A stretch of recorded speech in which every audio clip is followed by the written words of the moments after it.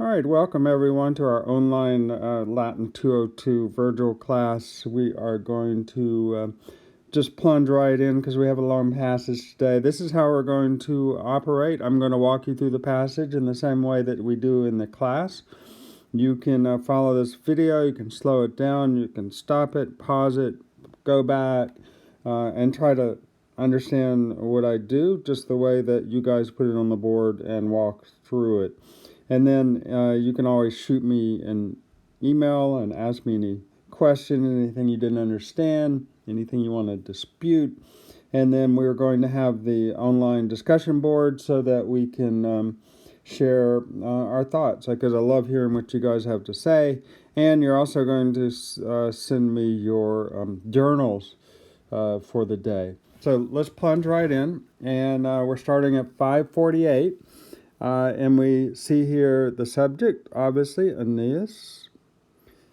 Respicit, Aeneas, subito et subrupa sinistra moenia lata videt triplici circumdata muro. So Aeneas, unexpectedly, make that an adverb, looks back, and under the left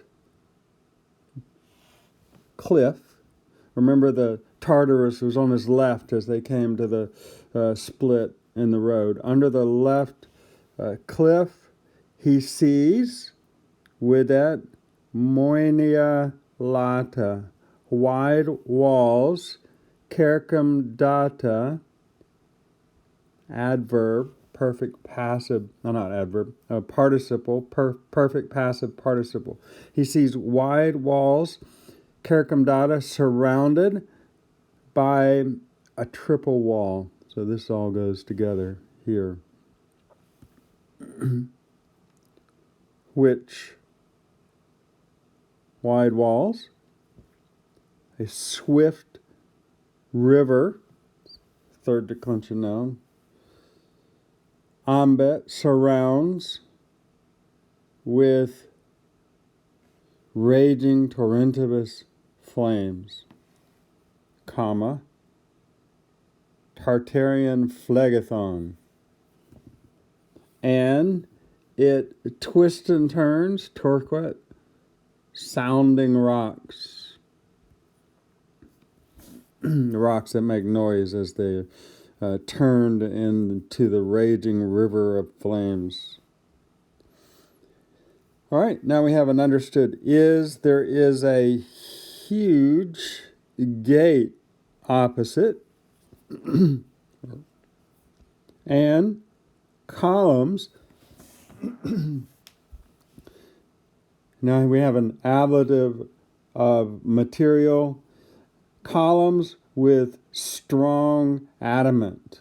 Now adamant is a steel or metal of some sort that even the gods can't break. If you might recall that Prometheus was bound up in chains on the edge of the world, and he was chained up with adamantine steel because even Prometheus couldn't break that steel. And the other gods couldn't come and help him either because nobody could break the steel.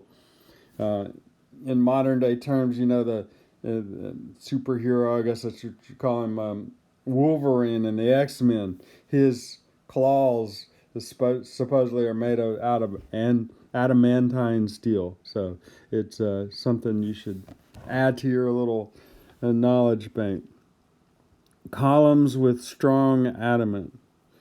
So that, there's the ut, no power of men, not the heaven dwellers, calicoli, themselves, ipsi, would be able, valiant, notice it's the subjunctive, so that no force of men, not the heaven dwellers themselves, would be able, excindera, to destroy in war. Destroy the columns and the gate. There stands an iron turret, to the heavens, and Tisiphone, she's one of the Furies, sitting, girded with a bloody mantle, Serwat, watches, guards the vestibule without sleep, modifying Tisiphone. When does she do it? Accusative of the extent of time, day and night, night and day.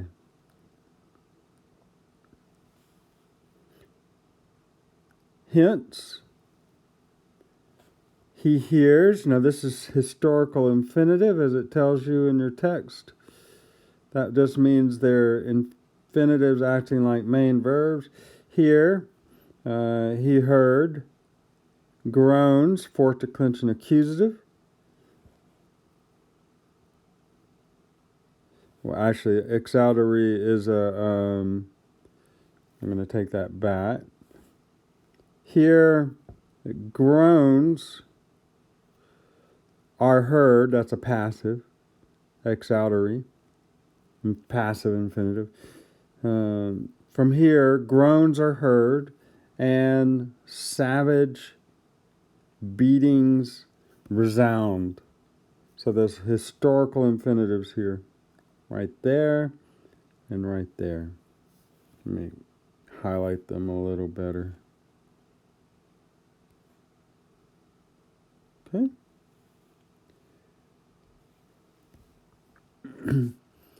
Then the creaking of iron and dragged chain. Now here's a perfect example. If I can highlight it real quick. Something a little more striking. A perfect example of a participle used as an adjective. The creaking of iron and dragged chain.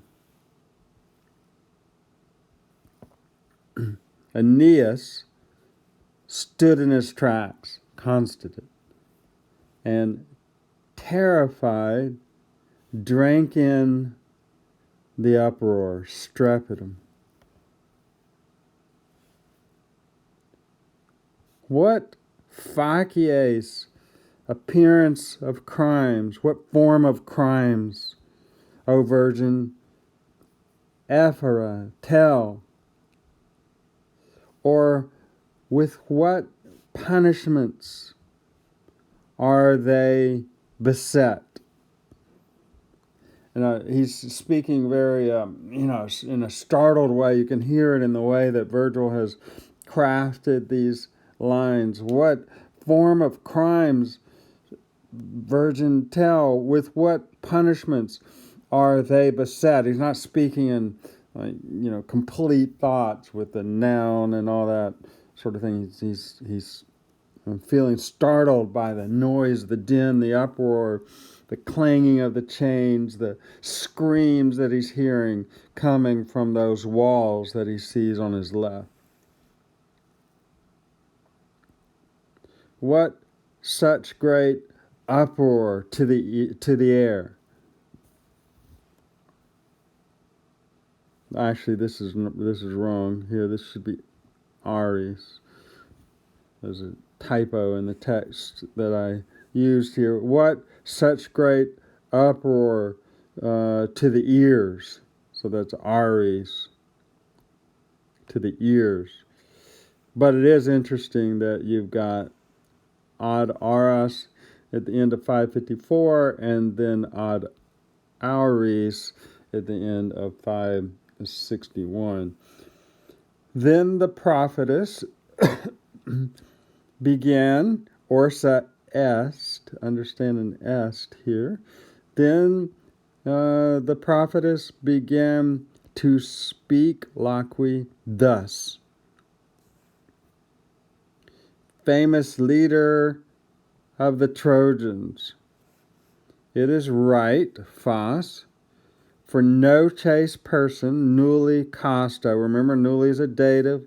It's going with casto. It is right for no chaste person to tread in sistera the accursed sceleratum limen threshold.